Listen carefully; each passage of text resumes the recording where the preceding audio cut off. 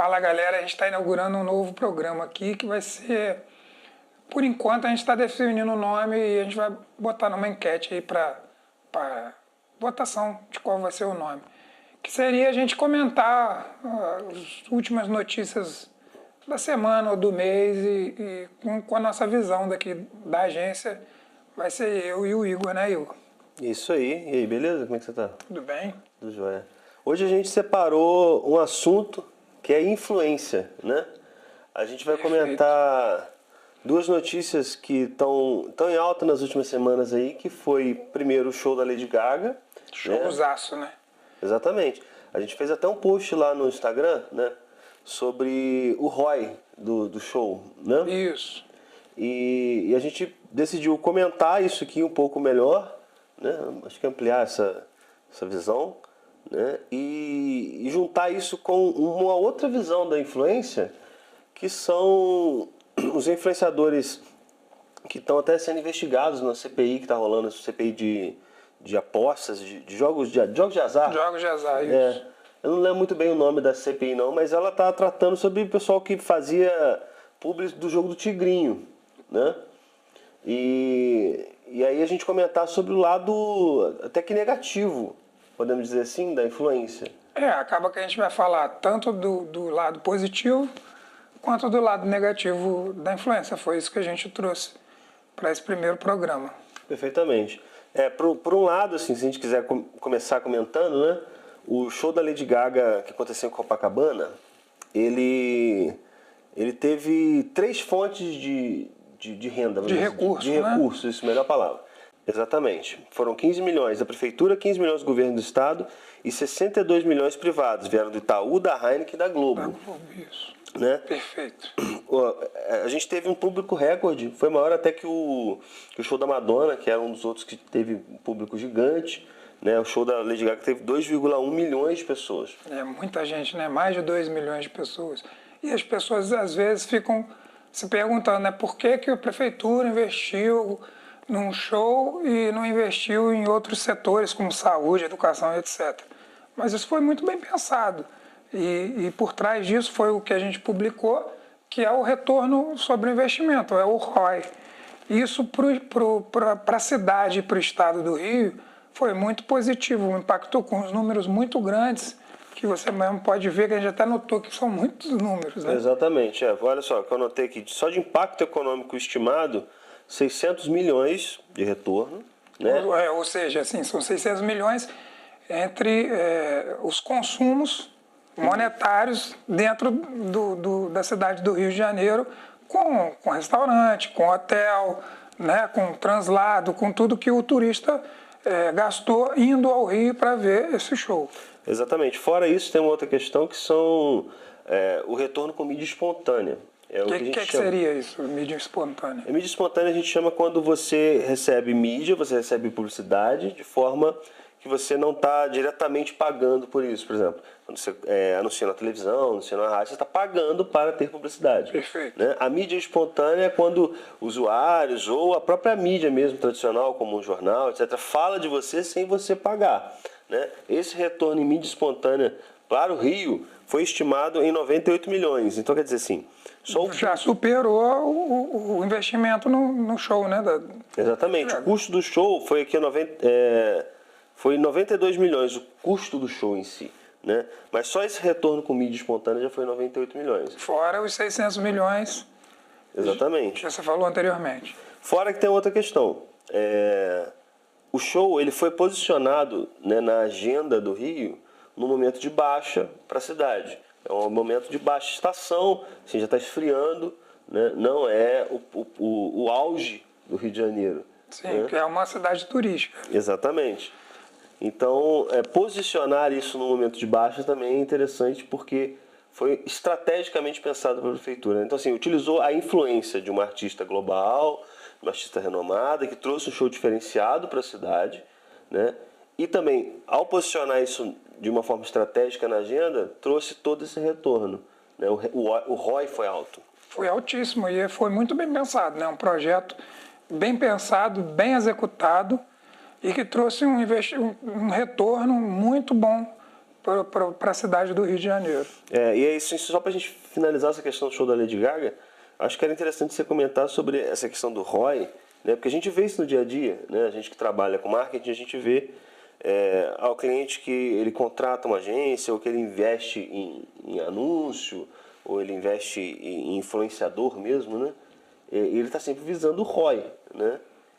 Como que é importante a estratégia posicionada bem antes, estruturar essa campanha, é uma campanha isso, né? Então bem estruturada, e como que ela bem pensada, mesmo que você invista alto, porque 92 milhões é um dinheiro pra caramba, mas mesmo que você invista alto, você tem um retorno, se você pensar, né, estruturar essa campanha. E você vê que nesse próprio exemplo que a gente deu, ele teve o retorno de duas fontes, né?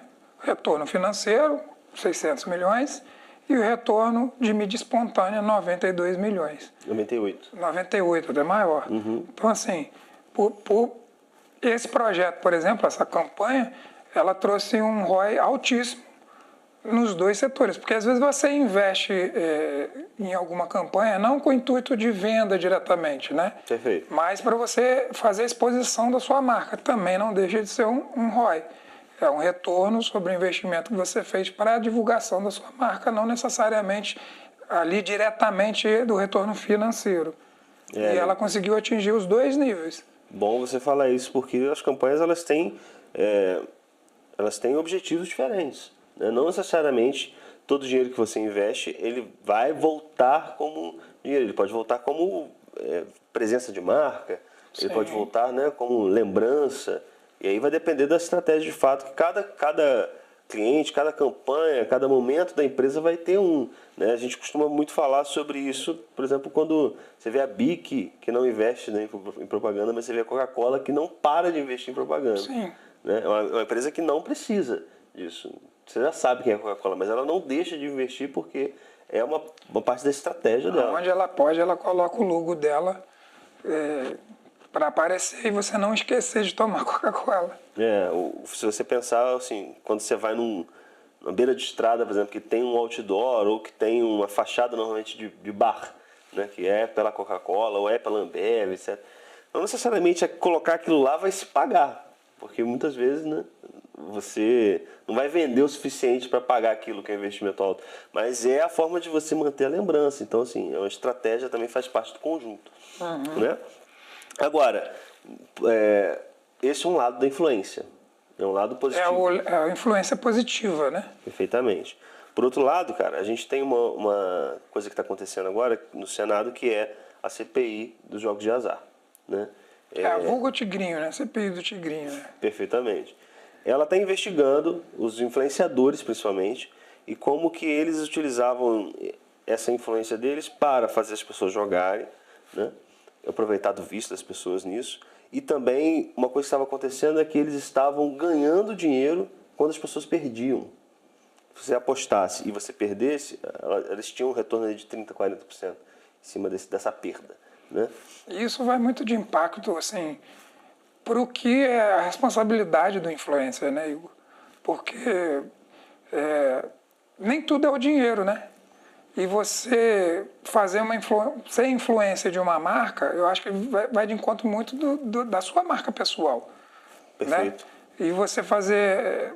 Não é à toa que eles estão indo para a CPI, porque eles estavam vendendo um jogo que traz um impacto negativo para quem está usufruindo daquilo, né? Que é a parte que a gente falou, que tem o influencer positivo e esse seria o negativo, né? Que as pessoas estavam tendo muito prejuízo com o jogo, porque não deixa de ser um jogo de azar. Você ganha, mas você perde. E ninguém entra num negócio para perder. Então, os donos do aplicativo fazem que você perca mais do que você ganhe.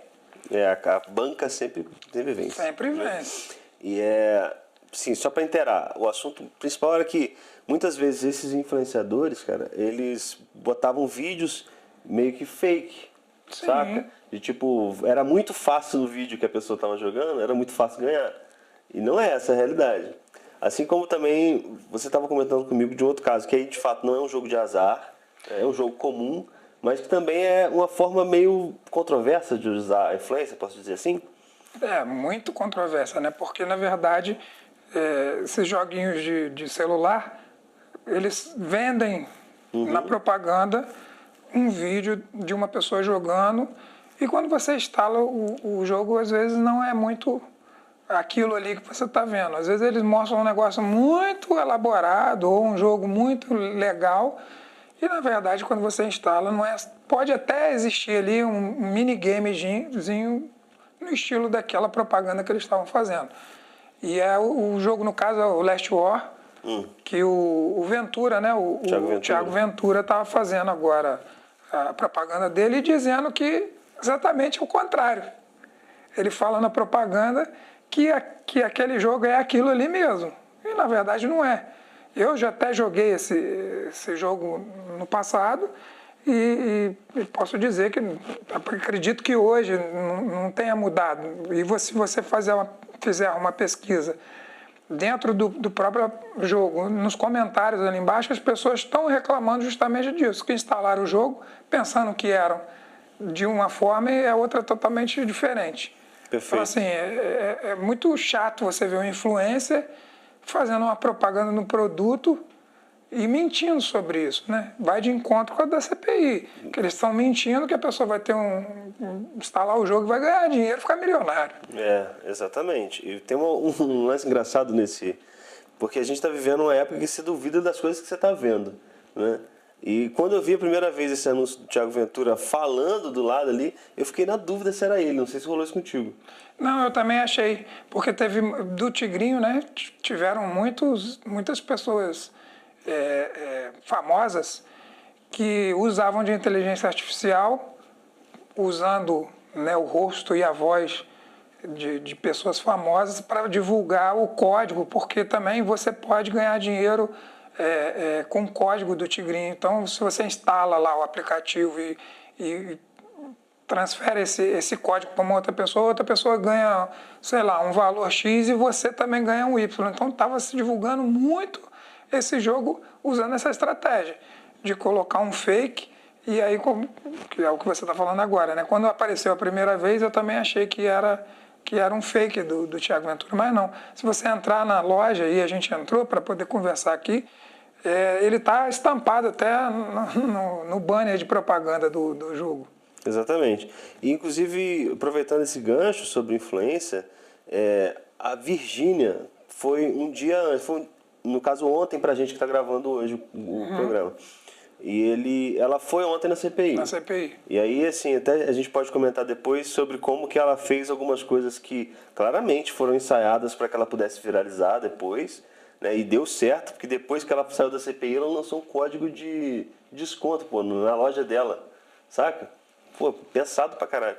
Mas não era... depois a gente pode comentar isso. Mas... É negativo, mas ela é muito sagaz, né? Muito sagaz, muito sagaz. Mas ela estava envolvida também numa outra questão, cara, que foi um lance de uns óculos, não sei se você está sabendo, que ela fez propaganda de uns óculos.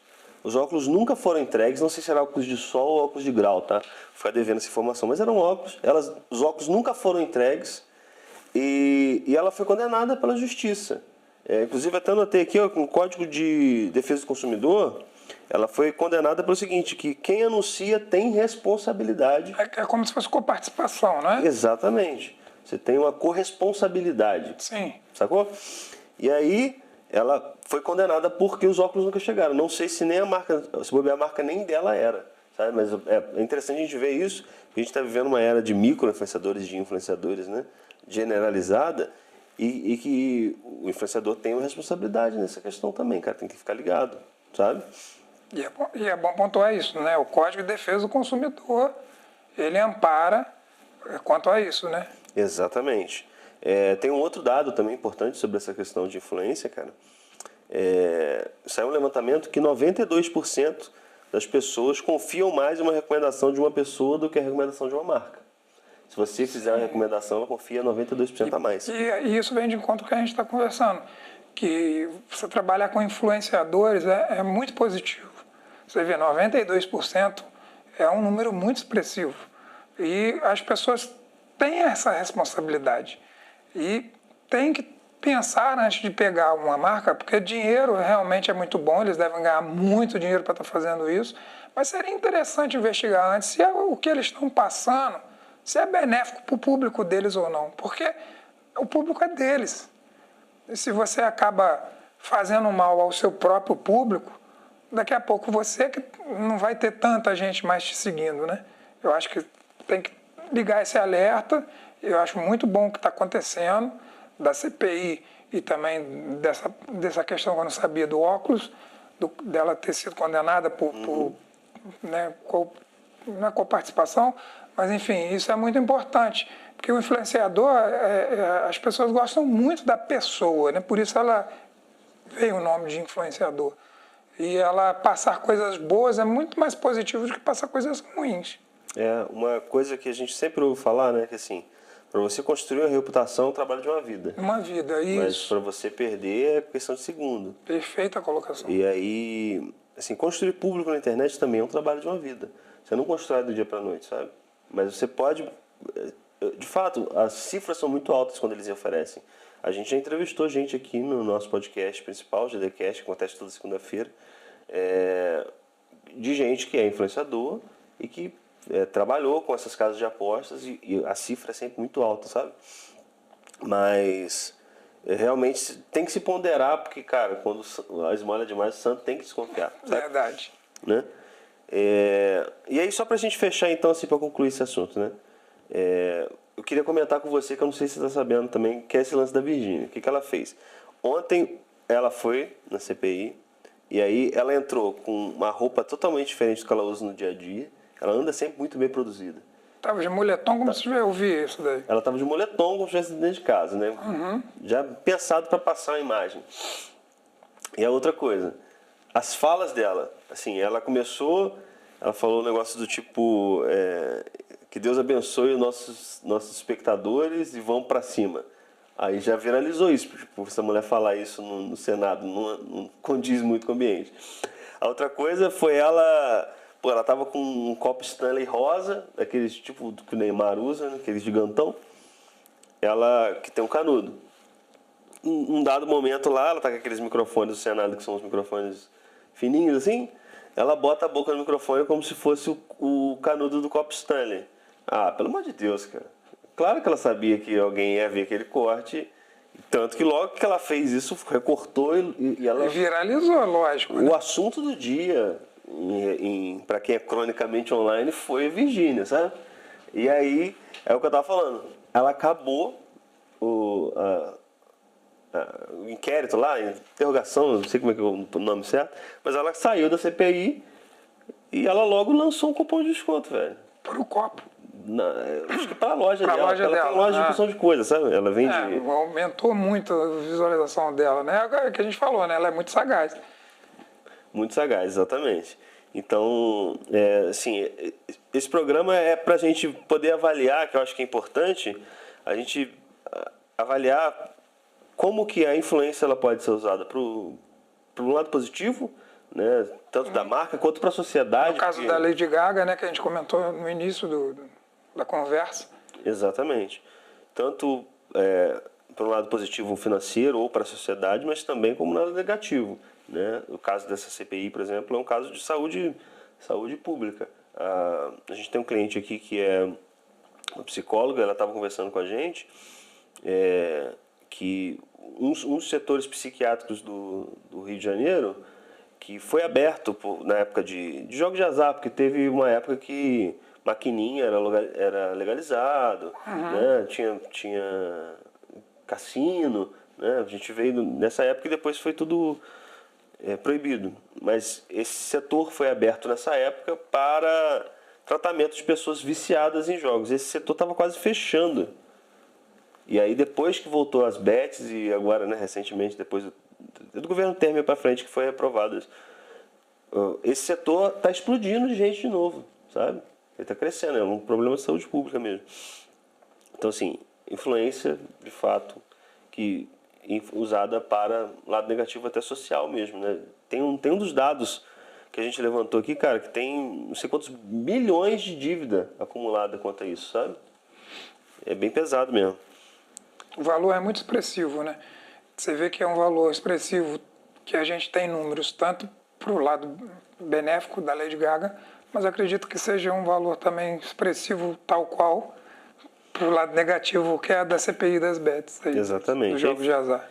Fica a provocação final, que eu até deixei anotado aqui, que é, a gente está numa fase que a gente tem que entender o que é entretenimento, o que é publicidade. A gente já não consegue separar muito bem isso. E também a gente já não consegue separar muito bem o que é recomendação pessoal do que é uma influência. E eu acho que a gente, como usuário de rede social, e a gente que trabalha com rede social também, é importante estar sempre ligado nessa questão, que é uma coisa que a gente vai ter que ver daqui para frente e reavaliar internamente, né, como pessoas mesmo, porque tá difícil. Até a gente, como agência, tentar analisar os influencers para a gente poder usar os que são verdadeiramente influenciadores, né?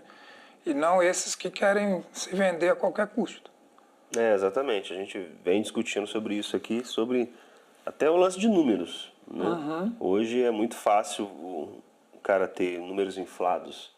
E aí muita agência deixa despercebido isso e contrata as pessoas pelos números e não necessariamente pela comunicação que ela tem com a comunidade dela, né?